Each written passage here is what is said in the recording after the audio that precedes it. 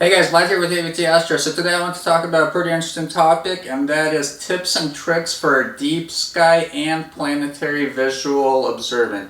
Most of the stuff doesn't cost any money or very little money to do, and it'll definitely help you see more under the night sky. For those of you not familiar, I run a little bit of an astroblog called AVT-Astro.com. If you haven't checked it out, do check it out. I do just, like astronomy reviews and post other astronomy related content on there. Just in general, I've been in the hobby for about 25 years. I've had the privilege of owning over 100 scopes of all different, designs and styles, and, visual observing is kind of my thing. I do astrophotography, I do EAA as well, but I'd still consider myself a visual observer. Most of these tips and tricks, I don't claim that I invented them. I also don't know where I read about them or learned about them, but I do know one thing for sure. I have tried them all, multiple times, both from the city, dark sky star parties, so I do know that they work, and I think they will be quite beneficial. So let's get into it. Alright, so the first thing that I kind of want to talk about, which, it might be kind of obvious, might not be kind of obvious, is in order for you to see more through your telescope, whether you're looking at the planets, deep sky objects, or whatever, you need to be comfortable. So if you're standing and you're kind of crouching over to look at through your eyepiece, chances are you're not going to see as much, and I would venture to say even nearly as much as if you would if you're sitting and you can comfortably actually look through your telescope. Now this can this even like simple things can help you see more. So basically I've got my scope set up right now. Like if I'm trying to look through the eyepiece and I'm kind of trying to crouch over and my neck's not really comfortable, just that uncomfort factor will actually kind of hinder you from seeing more through your scope. So even simple stuff like rotating your diagonal to where the eyepiece is kind of comfortable, I can just kind of sit there and look through it, really do help. Another thing that is a huge benefit is having a mount that tracks.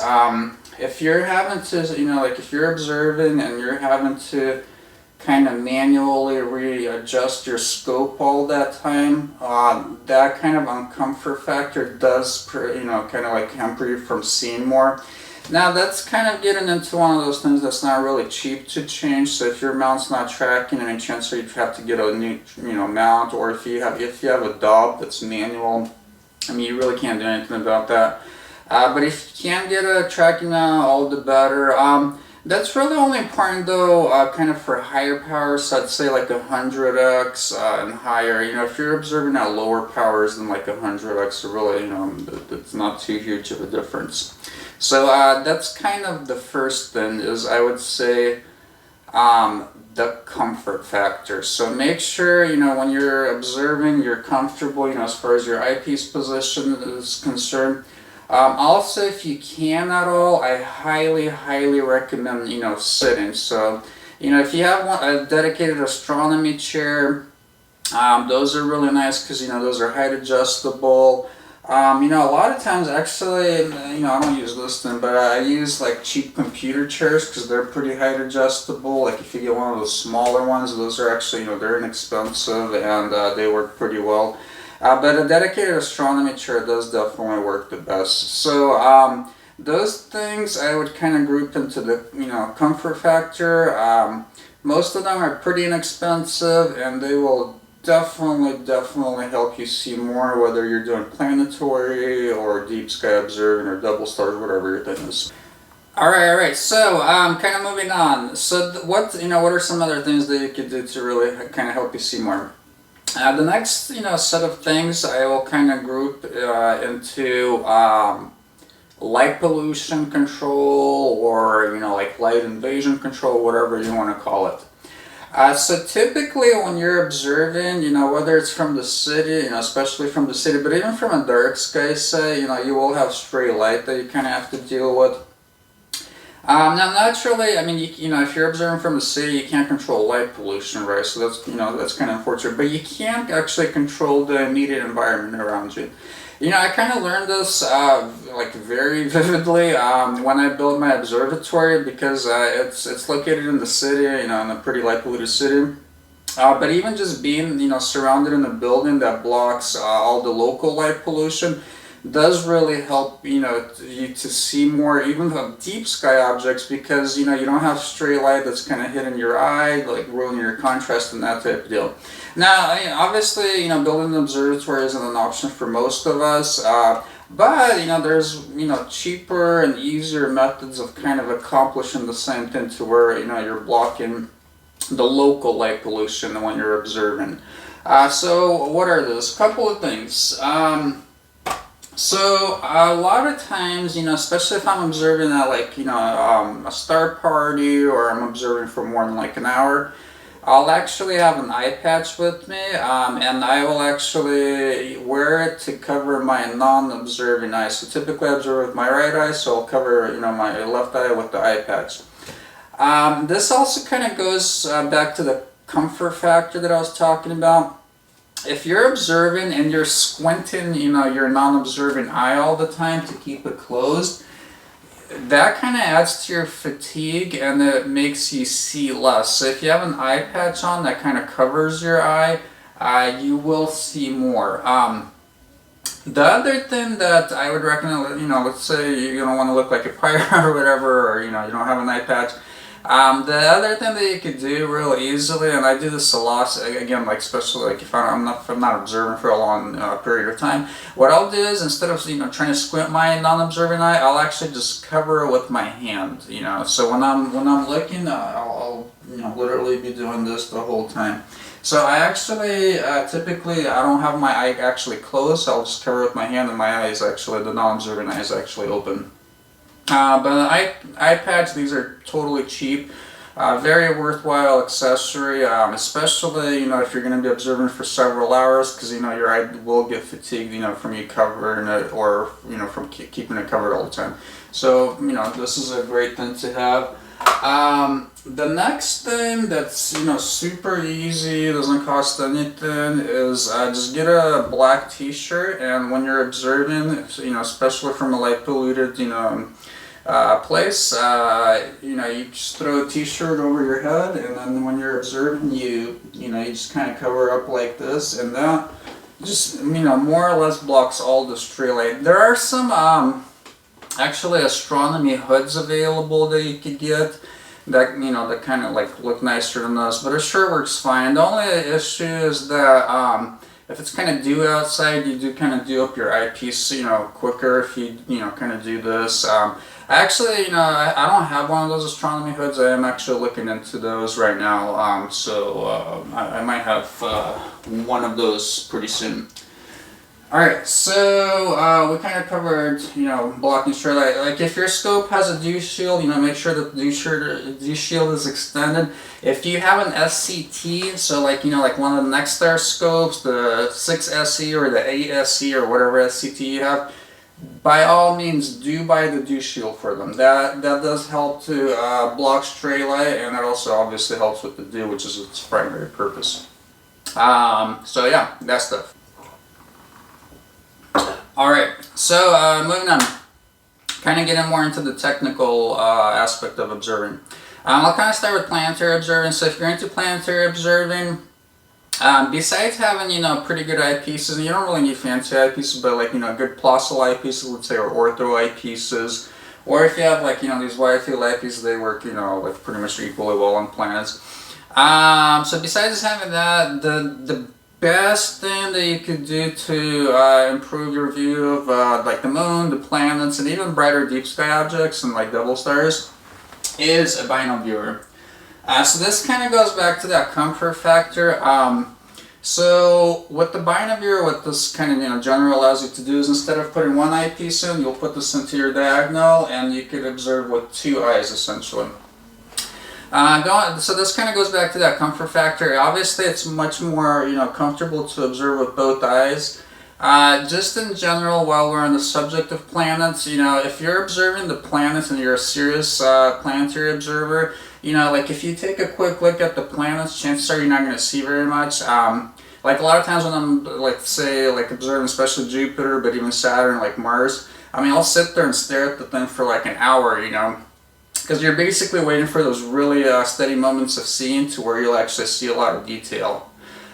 So bino viewers, yeah, these for sure work. I mean, I would say like 95%, like 90 to 95% of the time I could see more detail with bino viewers than with the single eyepiece, especially like on the planets and the moon.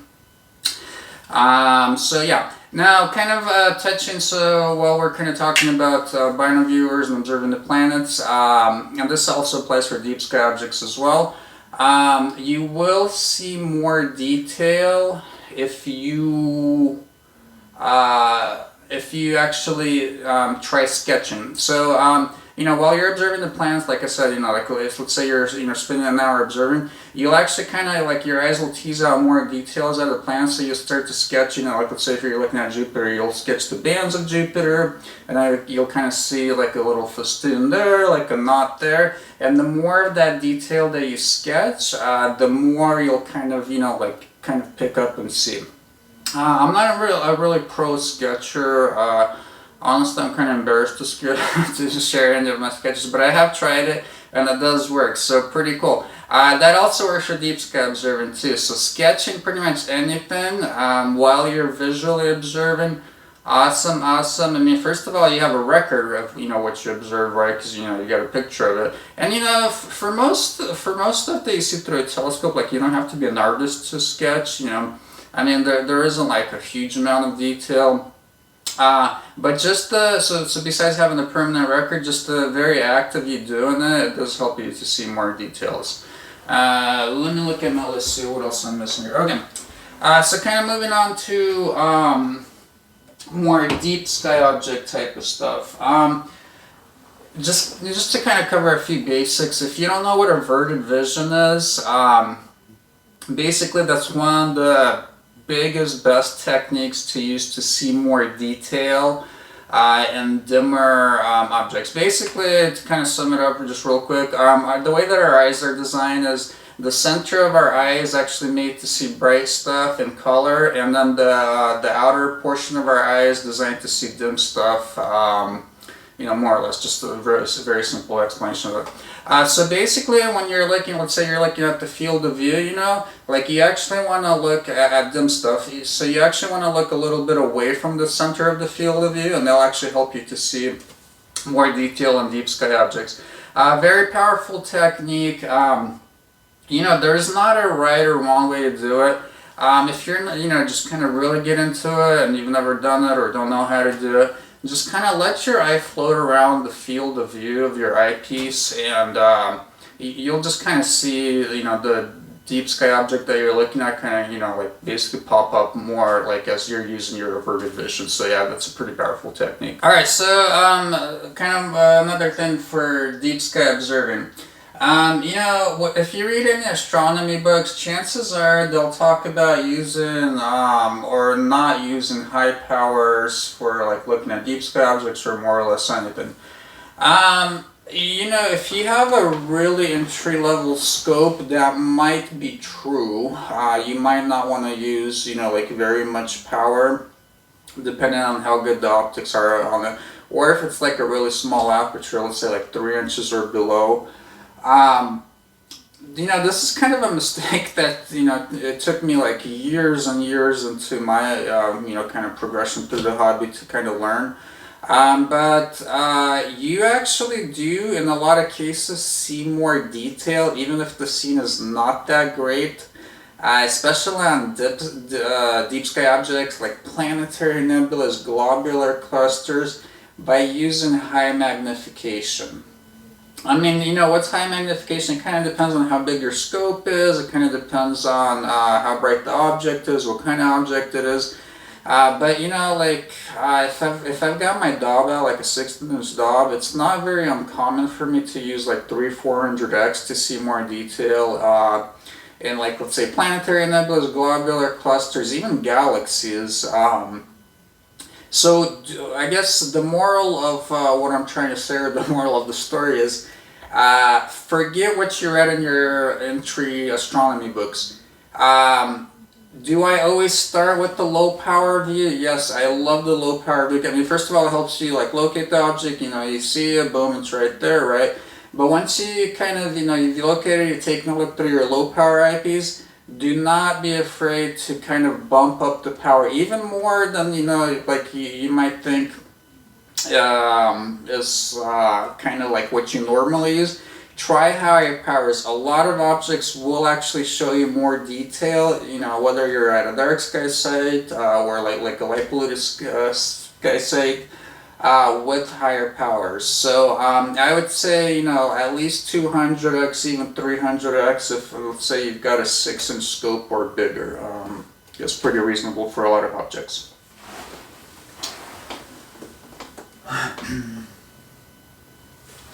Okay, while we're kind of on the topic of, you know, like using the eyepiece and that type of deal, I can't, you know, count the number of times I'll see somebody at a star party, you know, like, you know, I'm talking to somebody and they've got one of these 100-degree field of view eyepiece, or even 82 degrees and to some extent the 68-degree eyepieces, and they'll have the eye cup on this thing popped open. While that does kind of help to block some of the stray light from entering, you know, like the eyepiece and that type of deal, with most of these eyepieces, if you have the eye cup up, you're really not seeing that full 100-degree field of view. I don't know what it is with, you know, folks and eye cups. Like, I think they just figure that since they're there, you have to use them. What I encourage you to do is, you know, if you love using your eye cup, that's great. But what I encourage you to do is try out your eyepiece, especially if they're the 100 degrees with the eye cup down. Because with these eyepieces, I mean, honestly, I have to be like, you know, like basically, like, I mean, my eyeball is almost touching the glass to see that full 100-degree field of view. So if you have the eye cup up, there's just no way you're going to see that full field of view. Now, I know a lot of people, they kind of like to like move their head around and see different, you know, parts of the field of view. And if you enjoy doing that, it's cool. Sometimes I do that too. But if you want to have that totally, you know, truly immersive experience for deep sky observing, yeah, the eye cup's really got to be done on pretty much any. I've had Televiews, I've had these Explore Scientifics. They're all the same. I mean, you have to have the eye cup down to see that full 100-degree field of view. Alright, so kind of the last couple of closing thoughts on observing. Or I guess seeing more detail in like deep sky objects in general. Or you could, this kind of apply to planetary too, I guess. What I encourage you to do is start, let's say you kind of go out and you kind of like look at the same Messier objects, you know, more or less, you know, night after night, and you're kind of seeing, you know, like a lot of the brighter ones.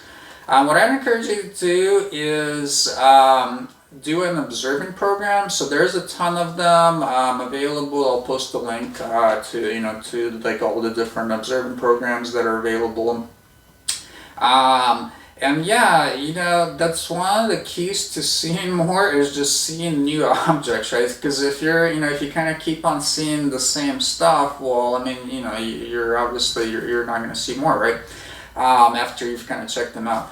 So yeah, start an observing program. Like when I started doing, you know, a few observing programs, like I did the Herschel 400, I did the Planetary Nebula observing program, I did the Globular Cluster observing programs.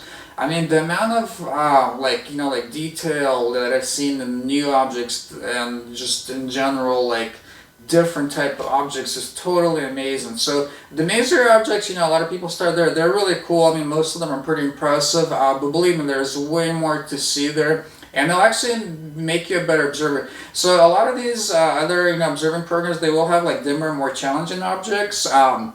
But once you master seeing more detail in those dimmer and more challenging objects, you'll actually go back to your Messier objects that you really like, and then you can actually see more detail with those too. The last thing that I would highly recommend this, and this is something that I'm kind of working on myself, truth be told, still, is keeping an observing log. Why is that important? Well, like I said, I've been in the hobby for about 25 years. It's really cool to go back and see, like, what all sketches I made, what kind of objects I've observed, like if there's special phenomenon going on, and, just kind of reference back to what you've observed already. And keep notes of what you saw, like say if you see, let's say you're looking at M57, take notes on what kind of detail you saw on that particular night. Because let's say if you start with the 5-inch scope, right, now that's your first scope or your second scope or whatever, you've got a record of what you observed with it, right? Let's say 5 years down the road you buy like a 12-inch Dob that's a much bigger scope. You could kind of compare what you saw with your 5-inch scope if you took good notes or maybe sketched the object compared to your 12-inch scope. And that's really cool. It's just kind of a cool progression to have, and it's just cool to have that basically, like noted all down. Alright guys, so anyway, I hope that you found that helpful. Hopefully a few of these tips were neat to you. So yeah, if you guys have any questions, comments, or anything like that, leave them in the thing below. If you guys liked the video, hit that like button, and if you're not subscribed, please do consider subscribing. Thanks, and I'll see you guys next time. Bye.